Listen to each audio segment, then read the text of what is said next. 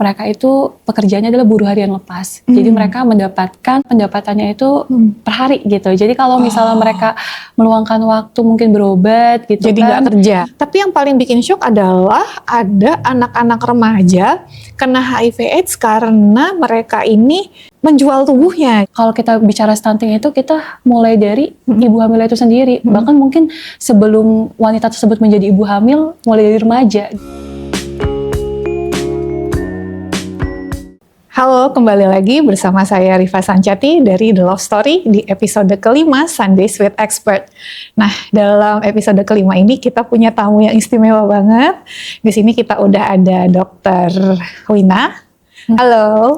Halo, Jadi salam kenal. Dr. Wina ini adik kelas aku dulu. So I'm very proud punya adik kelas seorang dokter. Nah, Dr. Wina ini kan sekarang tugasnya di Puskesmas ya, di Bekasi. Di Jakarta. Oh, di Jakarta. Oke. Iya. Nah, hari ini kita akan melihat sisi lain ya dari realita kehidupan di Indonesia di balik dinding-dinding puskesmas. Karena gini ya, kalau kita yang hidup di kalangan menengah ke atas gitu ya, kan taunya ya udah hidup kayak terasa lebih nyaman gitu kan. Tapi aku pun ketika pertama kali bersentuhan dengan orang-orang dari low income family itu ada banyak hal yang cukup shocking sih gitu. Bahkan hal sesederhana daya nalar aja ternyata banyak banget orang yang masih sangat kurang di situ untuk memahami ilmu yang sangat mendasar. Kok diajarin gak ngerti-ngerti kayak gitu kan. Nah, ternyata memang kita tuh punya societal issue yang sangat sistemik ya di Indonesia ini, yang salah satunya akarnya adalah dari keluarga tentunya ya. Nah, di sini kita akan bahas bareng dengan Dr. Wina, membahas sebenarnya fenomena di kelas ekonomi bawah Indonesia di kalangan keluarga yang kurang mampu ini sebenarnya seperti apa, dan tentunya dari sudut pandang medis juga ya. Gitu. Kita akan langsung mulai aja dari pertanyaan yang pertama ya. Jadi aku tuh penasaran ya. Aku nggak pernah berobat ke puskesmas ya, jadi kayak bener-bener nggak punya bayangan ya. Tapi kalau yang kamu lihat nih di puskesmas itu dari kalangan ekonomi yang kurang mampu ini, biasanya masalah kesehatan apa sih yang pada umumnya tuh mereka alami gitu? Dan terus selain itu orang-orang di Indonesia itu masih sulit sekali gitu ya, khususnya untuk kalangan yang tidak mampu mendapatkan akses ke pengobatan yang layak gitu. Nah, ini realitanya tuh seperti apa sih, Dok? Oke. Jadi sebenarnya sih kalau kita bicaranya, kebetulan kan memang saya bertugasnya kan di Jakarta ya. Mungkin kita ngomong Jakarta, sebenarnya untuk yang di Jakarta sendiri, yang datang untuk berobat atau mendapatkan fasilitas kesehatan itu nggak hanya untuk kalangan-kalangan ekonomi menengah ke bawah. Oh gitu, ya. Walaupun di puskesmas? Iya benar, jadi bahkan menengah atau menengah atas juga ada gitu. Tapi memang secara dari angka, mayoritas yaitu dengan ekonomi menengah ke bawah yang datang ke puskesmas gitu ya. Nah, terus kejadiannya pun sebenarnya mereka datang kondisinya itu cukup beragam gitu ya. Tapi kebanyakan kita tahu sendiri kalau dari menengah ke bawah itu mereka datang dengan kondisi yang sudah memang lanjut gitu ya, atau mungkin kondisi yang parah ya, baru merasa kayak perlu butuh pertolongan untuk datang ke fasilitas kesehatan gitu ya. Jadi kadang-kadang kita kesulitannya udah terlambat nih gitu, yang sebenarnya harusnya memang dia nggak datang ke kami tapi datang ke rumah sakit maksudnya. Nah, tapi kebanyakan kalau kita lihat dari masyarakat yang menengah ke bawah itu datang paling sering yaitu penyakit-penyakit yang infeksi seperti itu. Karena sebenarnya harusnya penyakit-penyakit tersebut itu bisa dapat dicegah dengan perilaku hidup bersih dan sehat. Gitu kan. Jadi penyakit-penyakit infeksi seperti infeksi saluran pernafasan, seperti TB gitu ya, terus pneumonia gitu, yang dimana kemungkinan bisa terjadi karena di rumahnya ada paparan asap rokok, ya, kepala keluarganya seperti itu yang suka merokok misalnya, atau mungkin juga bisa karena lingkungan yang padat, yang mungkin kumuh seperti itu juga bisa menjadi faktor penyebab karena infeksi saluran pernafasan, atau mungkin pada infeksi seperti diare, infeksi kulit, itu juga bisa terjadi pada kasus-kasus di mana di Jakarta sendiri ada beberapa rumah yang memang masih belum ada jamban sehat gitu ya, dan juga sanitasi air yang bersih gitu. Jadi mereka bisa beresiko terkena diare gitu ya, atau sakit kulit, atau yang mungkin sekarang lagi sering dibicarakan yaitu masalah gizi seperti stunting, anemia gitu ya, yang memang sering kejadiannya pada anak gitu ya. Itu kondisi pada anak. Sedangkan kalau dewasa itu biasanya terjadi penyakit-penyakit seperti hipertensi ya, atau yang mungkin orang awam kenal dengan tensinya tinggi gitu ya, tekanan darah tinggi, pasien-pasien gula atau pasien DM gitu ya, yang datang kemana puskesmas itu dengan kondisi yang sudah perburukan seperti itu atau komplikasi lanjut gitu.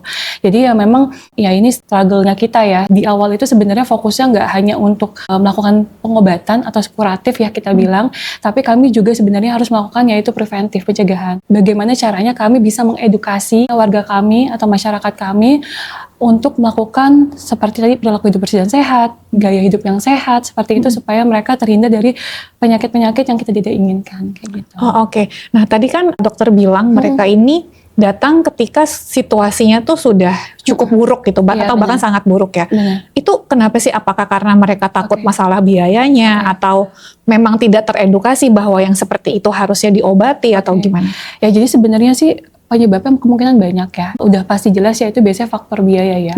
Padahal sebenarnya kita itu dari pemerintah sudah ada BPJS gitu ya. Dan BPJS itu sebenarnya kan juga diharuskan untuk semua warga Indonesia gitu ya mempunyai BPJS.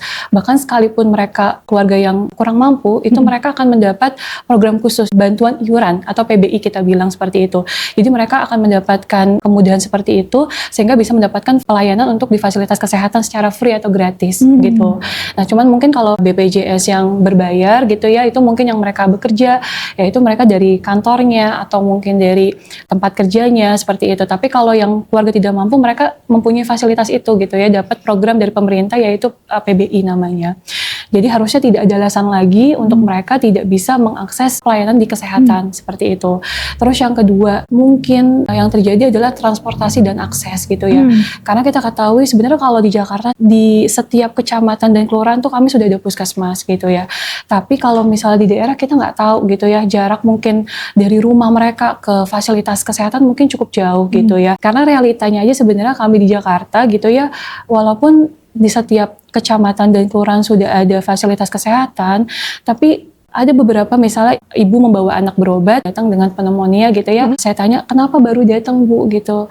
Iya nggak ada yang ngantar gitu. Padahal kami tahu kan gitu ya di Jakarta ini atau di kota besar ya angkutan umum itu sudah banyak gitu. Harusnya tidak menjadi kendala gitu ya untuk bisa ke puskesmas. Terus habis itu mungkin selain transportasi, pengetahuan ya, kembali lagi ke latar belakang mereka gitu ya, background pendidikan, mungkin mempengaruhi juga ya. Jadi mereka merasa kalau mereka masih baik-baik aja di rumah gitu ya, belum sampai yang kondisinya cukup serius, kayaknya nggak perlu deh sampai harus berobat ke fasilitas kesehatan. Dan mungkin yang terakhir itu terkait masalah kendala waktu dan pekerjaan. Jadi mereka rata-rata di keluarga yang ekonomi menengah ke bawah, mereka itu pekerjaannya adalah buruh harian lepas. Jadi mereka mendapatkan pendapatannya itu per hari gitu. Jadi kalau misalnya mereka meluangkan waktu mungkin berobat gitu jadi nggak kerja. Iya, jadi artinya mereka bisa aja nggak dapat makan di hari itu atau penghasilan Oke. di hari itu Kak. Oke. Kayak gitu. Nah, tadi kan Dokter Rina sempat sebutin ya soal sebetulnya ada fasilitas yang gratis ya untuk yang memang tidak mampu.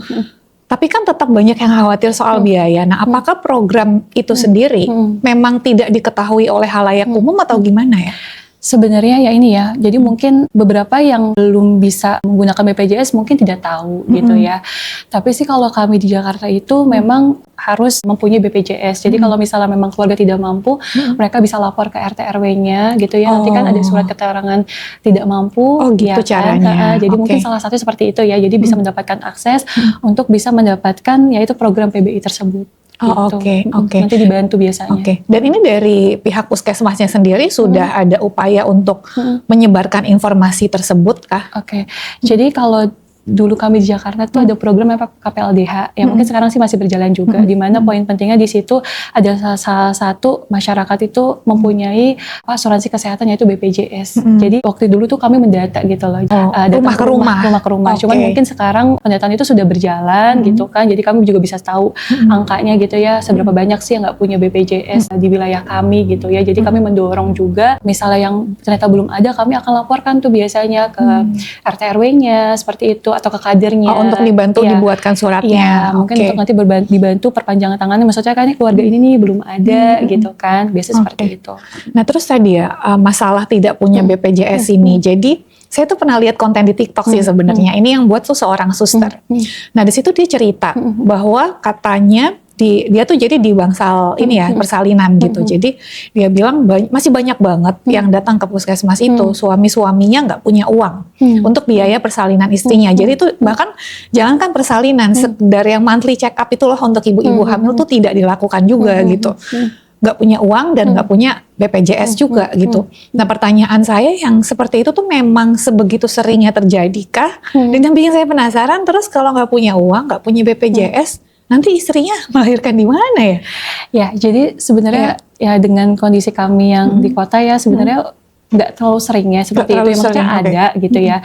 Tapi memang nggak sering karena memang tadi kembali lagi ya. Tadi yang saya bilang kami sudah menggaungkan juga yang BPJS tersebut. Jadi kan sebelum ada persalinan pasti mereka akan ada pemeriksaan rutin berkala kehamilan. Harusnya kan begitu ya. Seperti itu biasanya namanya ANC gitu ya. Biasanya yang sudah ketika misalnya mereka datang ke puskesmas, mungkin saat itu BPJS mereka belum aktif atau mungkin atau tidak punya BPJS, biasanya kami sudah melakukan sounding ya ke keluarga gitu ya ibu hamil tersebut untuk bisa disiapkan diurus BPJS-nya karena supaya nanti ketika sudah waktu persalinan tidak ada kesulitan. Mungkin saat ini mereka persalinan mungkin bisa normal gitu, tapi kalau takutnya sampai ada hal-hal yang kita tidak inginkan, mungkin nanti persalinan dengan ada penyulit, ya kan mau nggak mau nanti harus dirujuk lebih lanjut ke rumah sakit, dan mungkin kalau memang tidak punya BPJS akan sangat mahal sekali biayanya gitu. Tapi yang memang sejauh ini sih yang saya temui rata-rata memang sudah punya BPJS dan kalau seandainya pun mungkin dia tidak punya BPJS tapi dia masih bisa melakukan pembayaran gitu ya, kami sebenarnya puskesmas itu sudah ada namanya tarif retribusi pelayanan puskesmas. Jadi yang memang sudah ya dituangkan dalam pergub. Jadi misalnya harga persalinan itu berapa yang biasanya sih cukup terjangkau ya untuk bisa digunakan sama pasien-pasien kami yang mungkin tidak punya BPJS. Biasanya pasien-pasien pendatang gitu ya, mungkin yang dari daerah atau apa seperti itu. Berarti kalau just in case emergency itu kalau C-section atau operasi sesar ini diganti oleh BPJS? Oke, kalau misalnya itu kan berarti kewenangannya di rumah sakit ya, beda lagi ya. Kalau kami sih kalau di puskesmas pasti melayani pasien itu yang persalinannya normal, jadi bukan yang dengan sesar gitu ya. Jadi kalau misalnya sesar pasti kami rujuk lanjut ke rumah sakit. Tapi kalau kami di puskesmas sebisa mungkin kami tetap melakukan persalinan seperti itu. Nanti bagaimana pembayaran atau apa nanti mungkin sambil dijelaskan dari tim kami mungkin yang admin dari BPJS mungkin nanti bisa berkonsultasi dengan keluarga atau mungkin nanti bisa dibantu dengan kembali lagi tadi kalau misalnya nggak punya BPJS, masyarakat Jakarta itu bakal dibantu nanti PBI. Dibuatkan secara sikto atau segera seperti itu. Jadi harusnya tidak ada kesulitan untuk mendapatkan akses pelayanan kesehatan persalinan. Nah, ini kan dari tadi kita banyak bahas soal Jakarta di Indonesia nih ya, ibu kotanya Indonesia. Sedangkan Indonesia ini luas banget gitu. Nah, dari dokter pernah dengar nggak sih situasi di daerah-daerah lain itu seperti apa? Apakah sudah merata nih sama seperti Jakarta ini? Karena selain kalau kita lihat dari datanya ya dok, pasti dokter juga udah pernah dengar angka stunting di Indonesia itu kan masih terbilang tinggi gitu ya. Padahal kita sudah punya puskesmas dengan fasilitas yang tadi dokter Wina jelaskan. Kemudian kita punya posyandu juga bahkan khusus untuk yang ibu hamil sampai anaknya lahir gitu kan ya. Tapi kenapa angka stunting di Indonesia ini masih terbilang tinggi? Apakah memang fasilitas yang tadi dijelaskan kayak masih adanya hanya di Jabodetabek aja, tapi untuk yang luar pulau atau bahkan masih di Pulau Jawa tapi bukan Jabodetabek tuh situasinya belum seideal itu atau gimana ya? Ini kalau kita ngomongin stunting ya, stunting itu sebenarnya jadi isu masalah nasional gitu, yang dimana stunting ini sendiri sebenarnya mungkin kalau ngelihat angka di tahun terakhir 2024 sebenarnya mengalami penurunan. Kemarin dari 21,6 secara prevalensi sekarang turun menjadi 19,8. Sebenarnya sudah mulai ada perbaikan, ini sudah ada tindak lanjut ya dari program-program pemerintah gimana caranya untuk bisa menurunkan angka stunting gitu. Cuman memang kejadian ini masih tinggi gitu, dan memang kejadian ini memang sebagian besar itu terjadi pada kembali lagi keluarga yang ekonomi menengah ke bawah. Tapi jangan salah, bisa juga terjadi pada keluarga yang mampu juga seperti itu. Iya. Karena kurangnya pengetahuan. Nah, biasanya rata-rata mungkin karena orang tuanya sibuk. Gitu ya kan. Karena kan stunting berhubungan dengan kembali lagi ke pola asuh, penyiapan makanannya gitu ya. Mungkin kalau misalnya orang tuanya sibuk kan jadinya nggak teratur kan, atau pemberian makanannya juga tidak sesuai dengan mungkin sesuai usianya seperti itu. Jadi gak hanya keluarga yang dengan ekonomi menengah ke bawah, tapi masalah itu juga bisa terjadi pada keluarga yang mampu. Cuman pada keluarga ekonomi menengah ke bawah ini stunting itu lebih tinggi karena memang beberapa faktor seperti itu.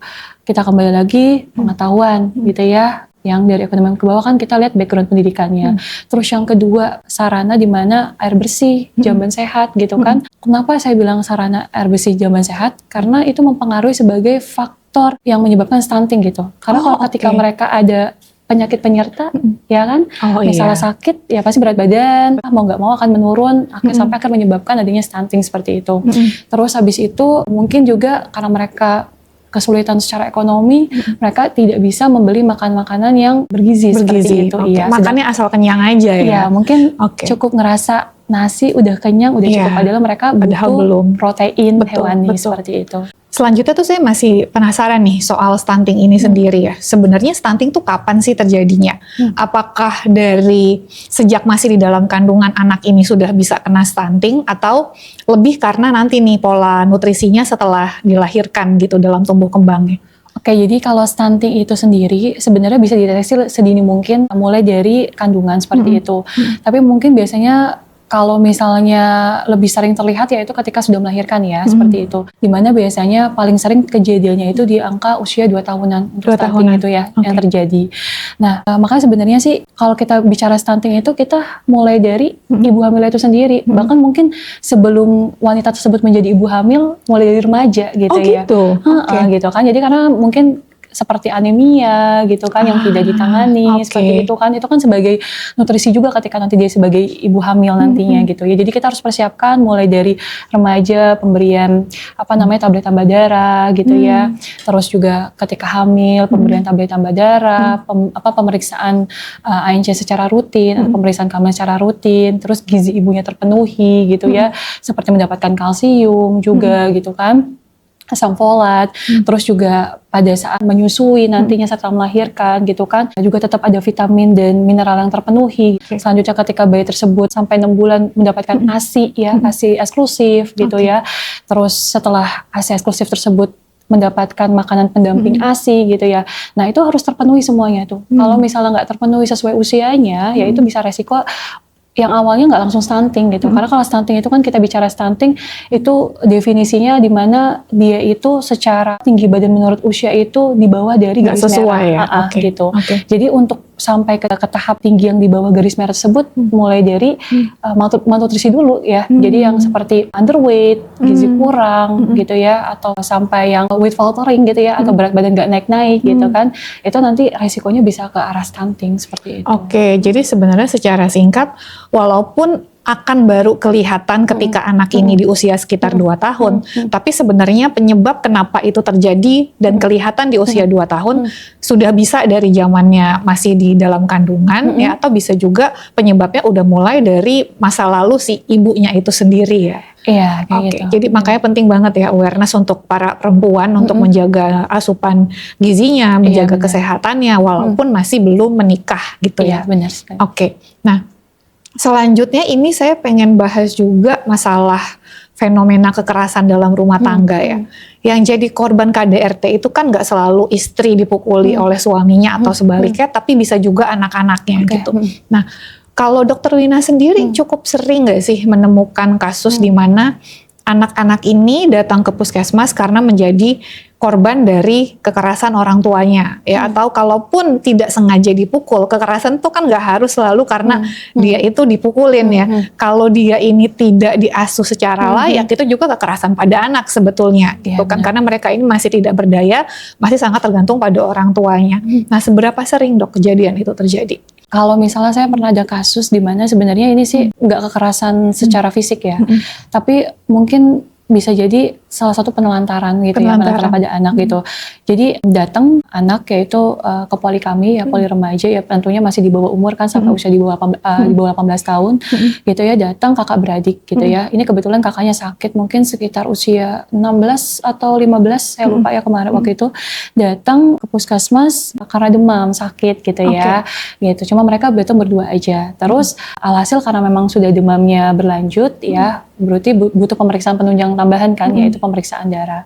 Dimana ketika melakukan pemeriksaan darah seperti itu, dia pingsan gitu ya di labnya seperti itu. Ternyata setelah kami gali, singkat cerita, dia itu belum makan. Belum makan? Iya, belum Oke. makan. Kalau dari cerita anak tersebut, jadi sebenarnya dia itu tinggal sama ayah ibunya. Cuman memang 2 bulan yang lalu ibunya itu meninggal, gitu ya. Bapaknya itu pergi ke kampung, gitu. Jadi mereka cuma hanya tinggal berdua nih di Jakarta. Mereka tinggal di kos-kosan, gitu ya, atau kontrakan lah bahasanya seperti itu. Dan mereka pun bayar kontrakannya itu melalui Jakarta Pintar, gitu ya. Jadi dari akses itu gitu untuk membayarnya gitu. Oh, oke. Nah, jadi sebenarnya berarti kan Iya. nggak diberikan uang gitu ya sama orang tuanya untuk dia bisa hidup gitu ya di Jakarta gitu kan, sebenarnya kurang lebih seperti ini kasusnya, seperti penelantaran gitu. Betul. Ya, belum makan gitu ya, karena mereka tuh sangat mengirit uang yang mereka punya itu untuk bisa bertahan hidup gitu. Nah, akhirnya kami dengan situasi tersebut kami coba lapor, kami cari tahu tinggalnya di mana gitu, kami lapor kepada kader setempat supaya bisa diperhatikan, supaya bisa dibantu RT RW terkait gitu, supaya bisa mendapatkan mungkin perlindungan juga ya sementara gitu, sambil dari anak tersebut bisa berkomunikasi kepada bapaknya kembali seperti itu. Jadi menurut kami ya sedih aja gitu ya di kota gitu ya, kok bisa ditinggal gitu ya mereka yang bahwasannya masih di bawah umur gitu ya, struggle di Jakarta. Kalau terkait kekerasan ya banyak bully ya. Gitu ya, bully. Kalau yang anak-anak datang gitu, SD datang matanya tuh benjol, kejedot gitu loh. Bilangnya sih lebam gitu. Lebam gitu ya. Mereka bilang sih kepentur gitu. Oke. Tapi ternyata cari informasi gitu, kenapa sih supaya bisa terbuka, kan kita butuh waktu ya, apalagi sama Betul, anak gitu ya. iya. Nah, kebetulan ini didampingi sama orang tuanya gitu, didampingi sama orang tuanya. Jadi kami coba gali dulu anaknya sendiri supaya anaknya juga mungkin ceritanya bisa lebih mudah gitu ya. Mungkin kalau ada orang tuanya takut gitu kan, takut diketahui atau apa, jadi kami coba pisahkan dulu sama orang tuanya, kami coba bicara sama anaknya sendiri, gali gitu, ternyata ya itu dia mendapatkan bullying di sekolah gitu. Oh, jadi itu justru pelaku kekerasannya adalah teman-temannya. Iya, teman di Oke. sekolahnya gitu. Jadi kami ketika tahu itu, kami coba sampaikan ke anaknya bahwa ini memang harus diketahui sama orang tuanya gitu, karena kamu masih di bawah umur juga gitu kan. Akhirnya kami panggil orang tuanya yang tadi kami pisahkan. Ternyata orang tuanya pun belum mendengar secara jelas cerita gamblangnya itu seperti apa kejadiannya. Nah, setelah itu ketika sudah tahu, kami berkoordinasi dengan sekolah tersebut untuk supaya bisa dijadikan pelajaran gitu ya, mungkinnya supaya tidak terjadi lagi kejadian bullying ini gitu loh. Jangan sampai nanti ada korban-korban selanjutnya seperti itu. Terus juga mungkin kalau memang kekerasan dalam rumah tangga, saya sih belum pernah menemui. Tapi kalau seandainya pun ada, kami itu sebenarnya di Puskesmas itu ada tim KTPA namanya, kekerasan terhadap perempuan dan anak. Jadi apabila itu terjadi ya, kami tetap harus melaporkan kepada namanya Pusat Pelayanan Terpadu Pemberdayaan Perempuan dan Anak, atau kita singkat P2PTA kalau nggak salah. Nanti tergantung kembali lagi ke pasiennya gitu ya, apakah dia mau dilanjutkan didampingi untuk paralegal gitu ya, untuk pidana atau apa gitu, itu kembali lagi nanti kepada pasiennya sendiri. Tapi kalau kami sifatnya ketika mendapat seperti itu harus kami laporkan gitu ya, kami sekarang sudah ada sistemnya, kami laporkan, kami sambungkan kepada paralegal kami yang sebenarnya sudah ada di tiap kecamatan. Nah, selanjutnya nanti paralegal yang akan mungkin berkoordinasi dengan pasien gitu ya, untuk lebih lanjut gitu ya, seterusnya harus seperti apa gitu. Pendampingan sih sebenarnya seperti itu. Oke. Nah, terus ini isu yang paling shocking kalau buat aku ya ketika mendengar fenomena soal sisi lain dari Indonesia gitu. Yaitu ketika pertama kali saya dengar bahwa ternyata orang-orang yang mengidap HIV/AIDS ini nggak selalu orang dewasa. Ya, ternyata anak-anak dan remaja ya itu bisa kena juga. Kalau anak-anak kenanya karena orang tuanya, itu kayak aku udah tahu lah ya, udah dari lama tahu sejak mengenal penyakitnya. Tapi yang paling bikin shock adalah ada anak-anak remaja kena HIV/AIDS karena mereka ini menjual tubuhnya gitu kan, padahal masih remaja gitu. Nah, ini fenomena yang beneran terjadi nggak sih gitu? Ini, I mean, it's Indonesia, a very religious country gitu kan ya. Dan yang bikin saya penasaran juga adalah penyebabnya. Apakah mereka, anak-anak remaja ini melakukan hal itu sampai kena HIV/AIDS ini? Apakah karena tuntutan ekonomi, benar-benar daripada nggak makan, akhirnya ya udah mereka menjual tubuhnya sendiri? Atau lebih karena minimnya peranan orang tua dalam mengedukasi anak-anaknya? Gimana ya, Dok? Oke, jadi kalau misalnya terkait HIV sekarang memang mengalami perubahan ya pada kelompok usianya. Jadi kemarin tuh di tahun 2023 itu kelompok usia 15 sampai 19 usia remaja dan kelompok usia 20 sampai 25 itu terdapat penambahan kasus HIV yang lumayan tinggi ya. Jadi yang kalau dulu itu usianya mungkin 25 sampai 49 gitu ya, ini sekarang udah bergeser makin lebih muda pasien-pasien terkena HIV. Padahal kita tahu HIV itu tidak semudah itu gitu ya. Maksudnya langsung bisa kedeteksi, di mana mereka butuh ada masa inkubasi, gantung kembali lagi ke imunitas dari pasien itu sendiri gitu. Tapi memang ternyata berarti kalau kita lihat semakin lebih mudah kejadian pada kelompok yang menderita HIV, berarti kegiatan-kegiatan beresikonya dilakukan mungkin lebih awal gitu. Dan dimana ya kan berarti kan rentan-rentan pada usia anak, remaja gitu ya. Mungkin yang paling isu yang sering terjadi ya terkait seks pranikah ya gitu ya, dimana mungkin banyak anak SMP, SMA sudah melakukan hubungan seksual bebas sebelum waktunya seperti itu. Ya kalau misalnya kita lihat gitu ya terkait kejadian gitu ya, bahwa ini kebetulan memang pasiennya maksudnya bukan HIV gitu, tapi maksudnya dia ini pekerja seksual gitu ya. Jadi mereka itu usianya 18 sih sebenarnya. 18 gitu ya.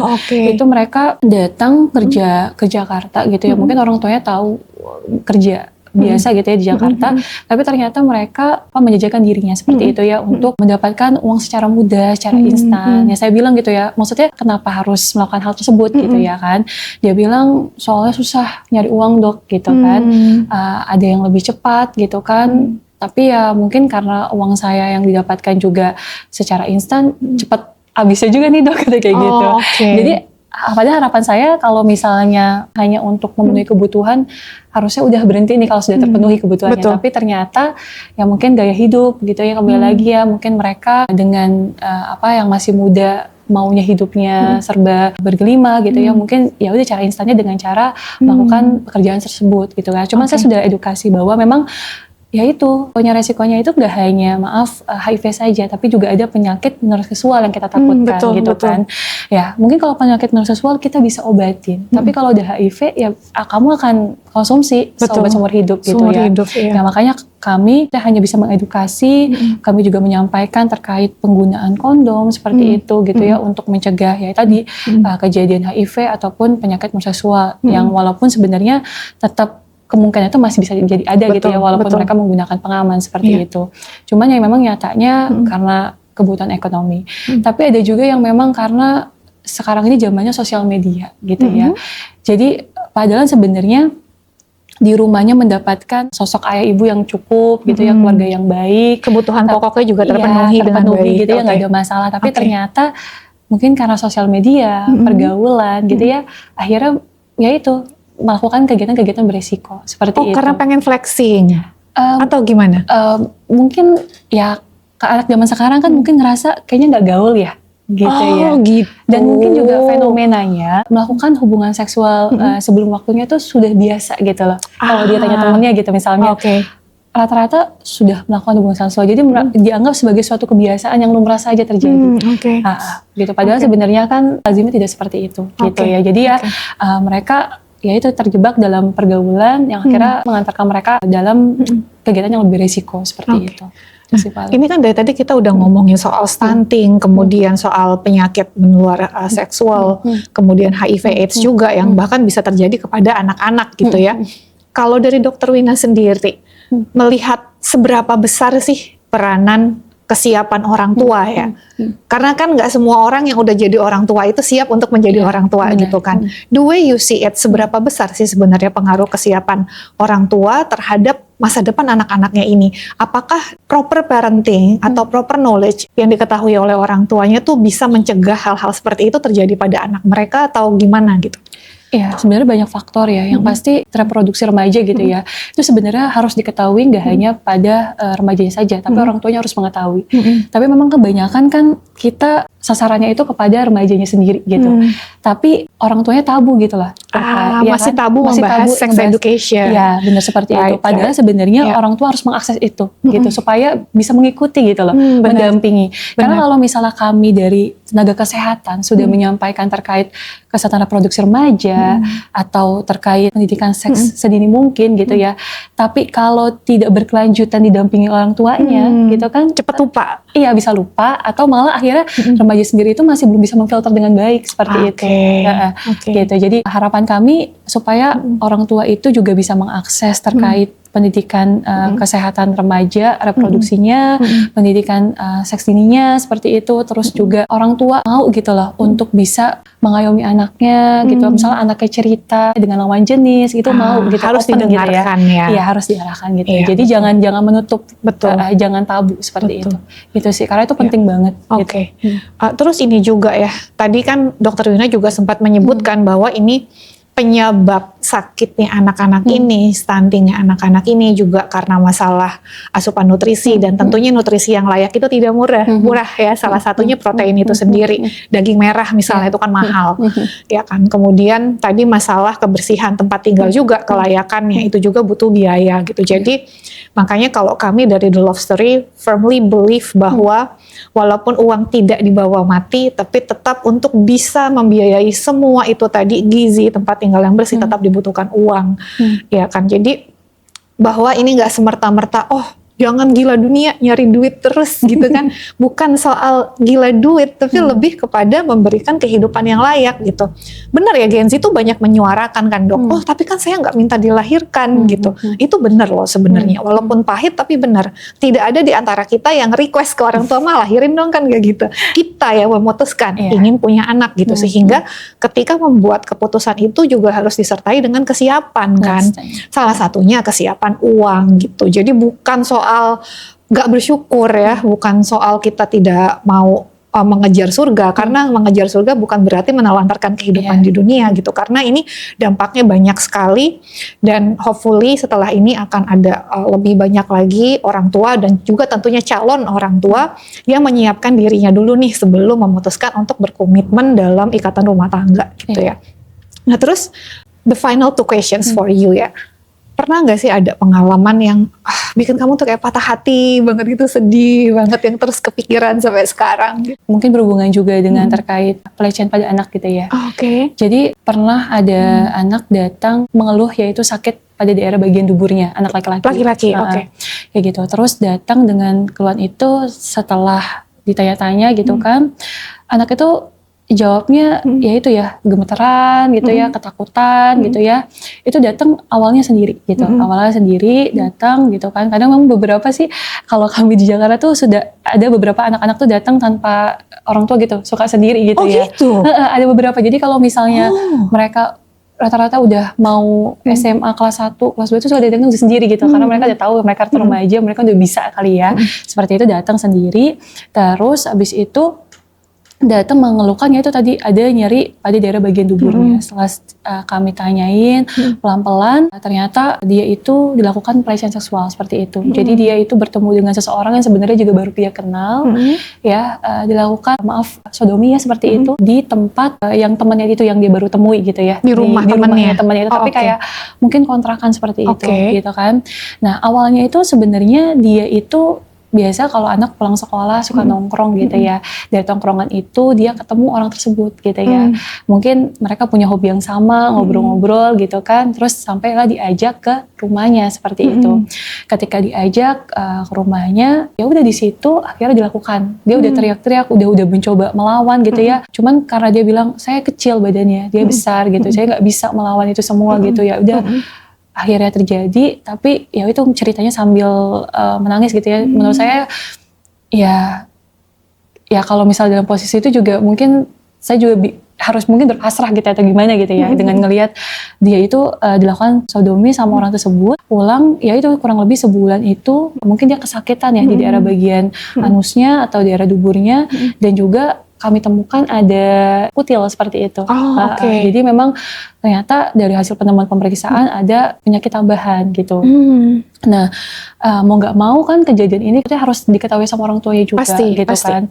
Jadi kami mencoba menyampaikan kepada anaknya bahwasannya ini kamu harus diketahui oleh orang tua kejadian ini.